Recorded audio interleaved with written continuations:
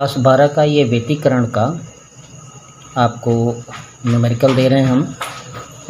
इसमें देखिए यंग के स्लिट प्रयोग में पर्दे से स्लिट की दूरी इतनी, यानी कि ये कैपिटल डी का मान है।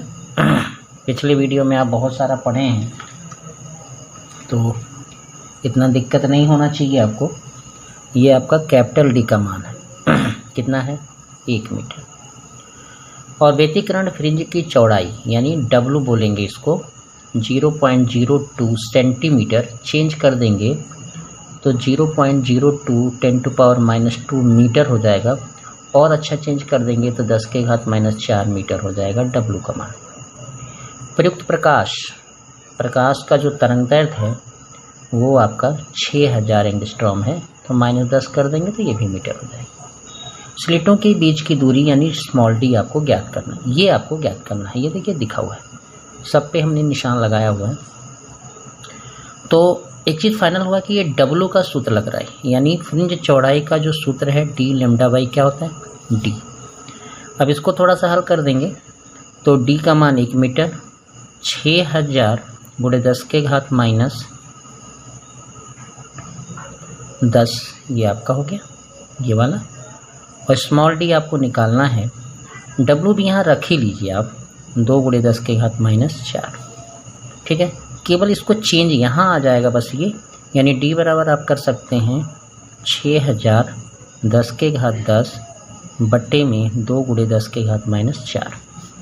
यहाँ देखिए ध्यान से, ये 4 ऊपर जाएगा तो प्लस हो जाएगा, तो 4 और 3 7, यानी यहाँ से ये कटेगा इसमें से तो -3 बचेगा। तो D बराबर हो जाएगा यहाँ से इसको भाग दे देंगे 2 3 6 10⁻⁻3, यानी D बराबर इसको आप मीटर कह सकते हैं या 3 मिलीमीटर कह सकते हैं। यानी स्लिटों के बीच की दूरी क्या हो जाएगी? -3 मिलीमीटर। आगे देखते हैं अगला सवाल। इसमें भी देखिए सब में निशान मानों में लिखा हुआ है। लिखा है प्रयोग में स्लिट के बीच की दूरी इतनी, यानी स्मॉल डी 0.4 mm का मतलब -3। आप और अच्छा हल देखना चाहते हैं तो 4 × 10⁻⁻4 कर लीजिए। ठीक है, मीटर हो जाएगा ये। ठीक है, तो अब ये आपका इतने मीटर दूरी पर रखे पर्दे पर, यानी जो स्लिट है उससे दूरी कितनी है? 1.5 मीटर पर्दे की। तो ये कैपिटल डी हो जाएगा 1.5 मीटर। नो चेंज है क्योंकि मीटर में है, ये मीटर में चेंज कर दिया हमने। बोला है चौथी पर्दे पर चौथी दीप्त फ्रिंज है ना, केंद्रीय दीप्त फ्रिंज से कितनी मीटर दूरी पर है? 1 सेंटीमीटर पे, यानी x4, यानी चौथी हम दे रहे हैं दीप्त के लिए। इसकी दूरी कितनी है? 1 सेंटीमीटर। तो 1 सेंटीमीटर का आप ये कर सकते हैं। ठीक है, मीटर हो गया। प्रकाश का तरंगदैर्घ्य क्या होगा? यानी आपका लैम्डा। ध्यान से समझिएगा। आपको हम एक बार और वीडियो दिए थे न्यूमेरिकल का, तो उसमें बोले थे कि दीप्त फ्रिंज की है ना केंद्रीय फ्रिंज से दूरी जो होती है md लैम्डा बाई डी होती है, और अदीप्त फ्रिंज अगर होती है केंद्रीय फ्रिंज से ही उसकी दूरी होती है xm-½ d lambda by D. तो अभी तो आपकी फ्रिंज कैसी है? दीप्त है, चौथी दीप्त, यानी m का मान यहाँ कितना लेना है आपको? 4। दीप्त के लिए हमारा हो जाएगा ये चौथी दीप्त md लैम्डा बाई डी। यहाँ चौथी का मान ही आपका कितना है? 1 × 10⁻⁻2। यम आपको 4 लेना है, d 1.5 लेना है, लैम्डा आपको निकालना है, और स्मॉल डी आपका है 4 × 10⁻⁻4। ध्यान से समझिएगा, ये यहाँ कर सकते हैं आप। तो 4 × 10⁻⁻4 और ये -2 बराबर 4 × 1.5 लैम्डा, यानी लैम्डा बराबर हो जाएगा सीधा 4 × 10⁻⁻6, इसको हमने हल कर दिया, बटे 4 × 1.5। ठीक हो गया। अब इसमें हमको 4 कैंसिल हो गया आपका, तो लैम्डा बराबर हो जाएगा 10/15। हमने दशमलव हटा दिया, -6। अब इसको अगर आप हल करना चाहें तो हल कर सकते हैं। 5 दूना 10, 5 तिहाई 15। ठीक है, तो इसको अगर हम भाग देंगे तो ये आएगा 0.666 ऐसे आता जाएगा 7, है ना। जितना लेना चाहें आप, ऐसे लेना चाहेंगे तो आ जाएगा। अब देखिए इसको एंगस्ट्रॉम बदलना है हमको, ये -10 लाना चाहिए हमको, तो हम इसको 4 शून्य बैक कर देंगे, 6.666, ठीक है ना। 7 दशमलव, आप 6 ही लिखिए, 0.7, 10 के घात माइनस क्या हो जाएगा 10, यानी आप कह सकते हैं 666.7 एंगस्ट्रॉम। क्लियर हो गया, ये आपका आंसर हो जाएगा। ठीक है, अगला सवाल देखते हैं। अगले सवाल में है आपका कि यंग के स्लिट प्रयोग में स्लिट के बीच की दूरी 0.4 mm, यानी ये स्मॉल डी है 0.4 mm, तो आप इसको लिख सकते हैं 4 × 10 के घात -4। अभी हमने इसको ठीक किया था, अभी पिछले वाले वीडियो में, पिछले वाले सवाल में। प्रकाश यूज हो रहा है 6000 एंगस्ट्रॉम का, तो 6000 को हम 10 के घात -10 मीटर लिख सकते हैं। 2 मीटर की दूरी पर पर्दा है, तो कैपिटल डी हो जाएगा 2 मीटर, ठीक है ना। 2 मीटर की दूरी पर रखे व्यतिकरण के प्रतिरूप में केंद्रीय फ्रिंज से पांचवी अदीप्त फ्रिंज की दूरी पूछा है, 5वीं अदीप्त, है ना। तो m की जगह हम 5 लिख देंगे, और अदीप्त की दूरी ही पूछा है तो हम ऐसा भी कर सकते हैं। ठीक है, दूसरी बात पूछा है कि फ्रिंज चौड़ाई भी बताइए, यानी W भी बताइए।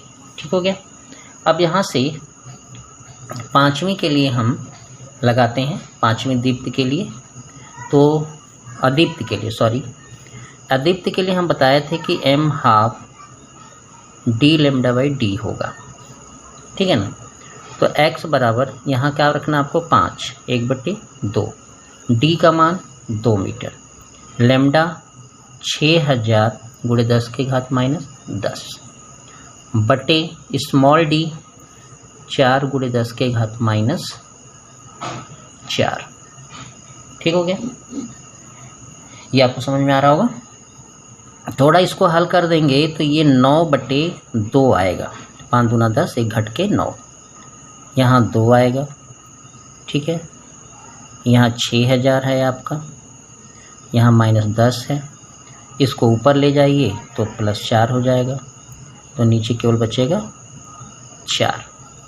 ठीक है, अब काट लीजिए, 2 से 2 कैंसिल हो गया आपका, और काटना है तो 2 दूना 4 काटिए, 2 3 6 हो जाएगा, तो यहाँ हो जाएगा 9 3 27/2। ठीक हो गया।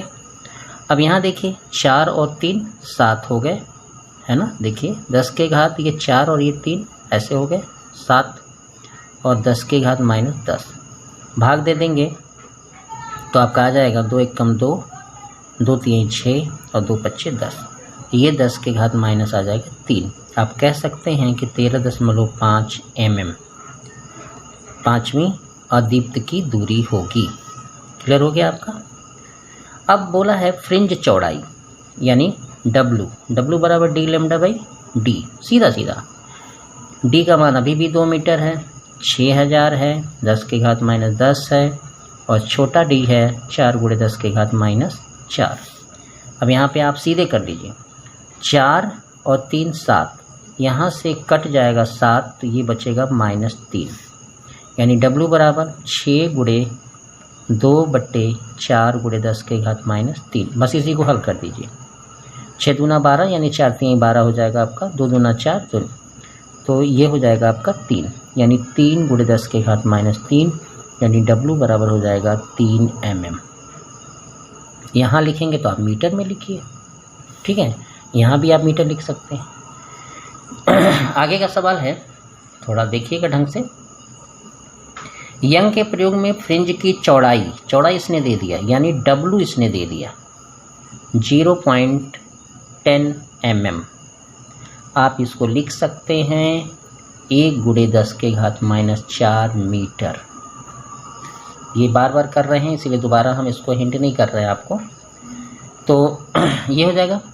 फिर बोला कि यदि स्लिट से पर्दे की दूरी दुगनी कर दें, देखिए स्लिट से पर्दे की दूरी दुगनी कर दें, इसका मतलब ये हुआ कि कैपिटल D1 का मान अगर हम D लेते हैं तो दोबारा हम D2 जो ले रहे हैं उसका मान हम क्या कर रहे हैं, दुगनी कर रहे हैं। एक कंडीशन आपका ये फॉलो कर रहा है। और बोला स्लिट के बीच की दूरी आधी कर दी, यानी अगर पहले स्लिट हमारा D1 D पे था तो अब D2 जो लेंगे हम D/2 कर देंगे। ये भी बात समझ में आ गई। तरंग दैर्ध्य में पहली वाली स्थिति का जो तरंग दैर्ध्य वो लगाया वो 7200 एंगस्ट्रॉम के लगाए हैं, और दूसरी स्थिति में वो कह रहे हैं कि तरंग दैर्ध्य कितना कर दें हम, 4500 एंगस्ट्रॉम। ठीक हो गया। तो फ्रिंज की चौड़ाई क्या होगी, तो इसको 1 मान लीजिए, इसको 2 मान लीजिए। अब ध्यान से समझिएगा इस बात को। पहली स्थिति को अगर हम फॉलो करें तो हम इसके लिए D1 λ1 स्मॉल d1, दूसरे के लिए करें तो λ2 W2 D2 λ2/D1 D2 ये कर सकते हैं। दोनों को अगर हम भाग दे दें, देख लीजिए एक ही बार में, D1 λ1/D1 गुणा कर देंगे तो D2 λ2, यानी जब हम भाग में देंगे तो उल्टा करके हम उसको गुणा लिख सकते हैं। अब हम थोड़ा सा मान रख देते हैं, जैसे ये मान है आपका 0.10 mm, रहने देते हैं, mm में ही हम निकाल भी लेंगे। ठीक है। अब देखिए छोटा d, एक ये जो d है वो d हमने लिखा है। यहाँ λ1 का मान है 7200 एंगस्ट्रॉम, रख लीजिए, कंफ्यूज मत होइएगा। D1 यहाँ पे d है। अब इसमें आइए, यहाँ का D2 D/2 है तो यहाँ D/2 लिखेंगे, और जो D2 है वो 2D है तो हम यहाँ 2D लिख दिए, और λ2 आपका 4500 है एंगस्ट्रॉम में। क्लियर हो गया। अब काटिए, देखिए ये यहाँ से कट जाएगा, यहाँ से ये कटेगा, ये सब ये देखिए ये दोनों D नीचे, ये नीचे ऊपर कटा, ये नीचे नीचे कटा, तो आपका हो जाएगा यहाँ पे 7200 एंगस्ट्रॉम। ठीक है, गुणे 1/2, या ये 2 नीचे, फिर 1 2 नीचे पहले से है, और 4500 एंगस्ट्रॉम।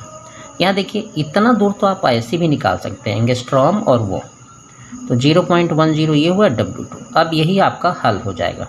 अब हल देखिए कैसे जाएगा, 0.0 ये W2 हो गया आपका, ये W2 निकालना है। अब यहाँ 72/2 गुणे 2 गुणे 45 है ना। अब इसको काटिए, 36 दूना 72 हो जाएगा। ठीक है, और फिर इसको काटेंगे तो 18 आ जाएगा, यानी 0.10/W2 बराबर 18/45, यानी W2 बराबर जो हमारा आएगा वो आ जाएगा 45 गुणे 0.1/18। ठीक है, ठीक है ना। तो 3 छक क्या होगा 18, और 15 तियाँ क्या होगा 45, 3 दूना क्या होगा 6, 3 बच्चे क्या होगा 15। ठीक हो गया, यानी W2 बराबर जो हमारा आ रहा है, ठीक है ना, 5 गुणे 0.1/2। इसको हम क्या कर सकते हैं, इसको भाग देंगे तो क्या लिखेंगे 2.5 गुणे 0.1, यानी W2 बराबर हो जाएगा 0.25 mm। हमने इसमें किसी को चेंज नहीं किया मात्रकों को, क्योंकि ये हमारा अनुपातिक से होना था, तो हम किसी मात्रक को चेंज कर देते तो कठिन हो जाता सवाल, इसीलिए चेंज हमने नहीं किया। दूसरा एक देखिए सवाल, यंग के प्रयोग में एक पीला प्रकाश का तरंगदैर्घ्य इतना है 6000। एक पीला प्रकाश है, उसका तरंगदैर्घ्य है 6000 एंगस्ट्रॉम। ठीक हो गया। 60 फ्रिंज इसमें बनती है, मान लीजिए 60 फ्रिंज हो गई। दूसरे में बोला है कि यदि नीला प्रकाश यूज कर लें, नीला प्रकाश का 4500 लिखा है, इसको अगर हम यूज कर लें तो फ्रिंज कितनी दिखेगी, है ना। और क्या बोला है दृष्टि क्षेत्र में, यानी उसने दृष्टि क्षेत्र नहीं बदला। दृष्टि क्षेत्र नहीं बदलने का मतलब हुआ कि टोटल पहले की फ्रिंज लंबाई, कुल फ्रिंज की कुल लंबाई, और बाद वाले फ्रिंज की, बाद वाले का मतलब जब ये लगाएंगे बाद वाले फ्रिंजों की कुल लंबाई बराबर होगी, क्योंकि दृष्टि क्षेत्र में जो फ्रिंज हमें दिख रही है, यानी हम जिस आंख से देख रहे हैं, तो वो तो हमारी लंबाई बढ़ी नहीं, बढ़ेंगे तो फ्रिंजों की संख्या बढ़ेगी, ठीक है ना। तो हम ये कह सकते हैं कि जो फ्रिंज की संख्या है और एक फ्रिंज का जो मान है ना, तो इधर भी संख्या होगी और फ्रिंज का मान होगा, ठीक है। तो यहाँ ये फ्रिंज का N1 ही है और ये N2 आपसे मांगा है। क्लियर हो गया। अब यहाँ देखिए N1 का मान 60 है और इसका हम लिखेंगे तो d λ/d लिखेंगे। यहाँ पे 1 लगा लीजिए क्योंकि ये 6000 पे यहाँ हमको निकालना है और इसके लिए हम क्या लिख सकते हैं, d λ/2/d। पहले ही कैंसिल हो गया ये सब। अब देखिए 60 λ1 सीधा सीधा रखिए 6000 हमारा है, N2 हमें निकालना ही है और ये हमारा 4500, ठीक है ना, ये 4500 एंगस्ट्रॉम, ठीक है। अब इसमें तो कोई दिक्कत है नहीं, एंगस्ट्रॉम पहले से कट जाएगा, 2 ठो आप ये भी काट सकते हैं, यानी 60 × 60 बराबर N2 × 45 आ रहा है, ठीक है। यानी N2 बराबर हम कह सकते हैं कि 60 × 60 बटे 45, 15 × 45, 15 चौके 60, इसको भी काट देंगे तो 3 दूना 6 यानी 80, यानी फ्रिंज की संख्या कितनी प्राप्त होगी, 80, ठीक है। एक लास्ट है, वीडियो भी बड़ा हो गया आपका, फिर भी दे रहे हैं। ये है इतना मीटर दूरी पर स्थित 2 स्लिटों में समान कला में 5000 एंगस्ट्रॉम तरंगदैर्घ्य का प्रकाश यूज करने पर इतने, देखिए लिखा है इतने मीटर की दूरी पर स्थित 2 स्लिट, यानी ये कैपिटल D दिया है, इतना निकलते हुए 5000 एंगस्ट्रॉम का प्रकाश यूज कर रहे हैं, यानी लैम्डा आपका हो गया 5000 एंगस्ट्रॉम। T इतनी मोटाई का प्लेट उसने रखा, मोटाई का पारदर्शी प्लेट स्लिट में रख देता है, T है आपका 1.5 10⁻⁻7 मीटर। ध्यान से सवाल को पढ़ते रहिए, सवाल आपकी स्क्रीन पे दिख रहा है। शीट में पदार्थ का पूर्णांक n दिया हुआ है आपका। स्लिट की दूरी देखिए, स्लिटों के बीच की दूरी यानी स्मॉल d है भाई आपका, ठीक है ना, और n का मान है 1.17 और कैपिटल D का मान है 1 मीटर।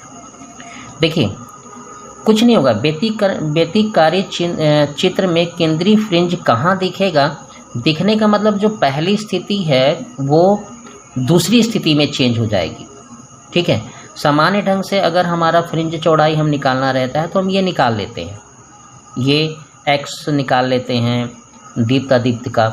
यहाँ पे क्या होगा कि जब हम व्यतिकारी किरण के पुंज में अगर हम कोई किसी एक जिधर वाले भी रेखा में, जैसे हमारा ये आपका होता है, ऐसे पुंज हम लगाते हैं, यहाँ पे फ्रिंजें बनती हैं, इसके बीच में यदि हम कोई पारदर्शी प्लेट रखते हैं तो कुछ नहीं होता, फ्रिंज तो उतनी ही बनती है, ये पूरी की फ्रिंज उठ जाके इधर बनने लगती है, यानी आगे विस्थापित हो जाती है। यही विस्थापन आपको बताना है, तो वो विस्थापन को हम लिखते हैं d/d n-1 t, ठीक है। अब इसमें आप मान रख दीजिए और x का मान निकाल लेंगे और वही x के मान को कहेंगे कि व्यतिकारी केंद्रीय फ्रिंज इतना विस्थापित हो जाती है। तो कैपिटल D का मान आपका कितना है, 1 मीटर। स्मॉल d कितना है, स्मॉल d है 3 × 10⁻⁻7 और ये जो n का मान है वो 1.17 - 1 और t का मान है 1.5 × 10⁻⁷। तो ये कैंसिल ही हो गया आपका, ठीक है, लैम्डा यूज नहीं होता इसमें। तो x 0 बराबर हो जाएगा, यहाँ से आप अगर निकाल लेंगे तो 0.17 तो ये 1.5, ये हो जाएगा 3, 5 × 15 0.5 और 17 5, चलिए नहीं करता, 5 7 35 और 5 7 35 और 5 और 3 8, क्या इंक पे दशमलव चाहिए, 3 अंक पे, 2 यहाँ 1 यहाँ, ठीक है। इतना mm आपका क्या हो जाएगी, वो मीटर विस्थापित हो जाएगी। फ्रिंज उतनी ही बनेगी लेकिन वो विस्थापित हो जाएगी। पसंद आया होगा अगर आपको न्यूमेरिकल, तो आप लाइक करिए और कमेंट करिए।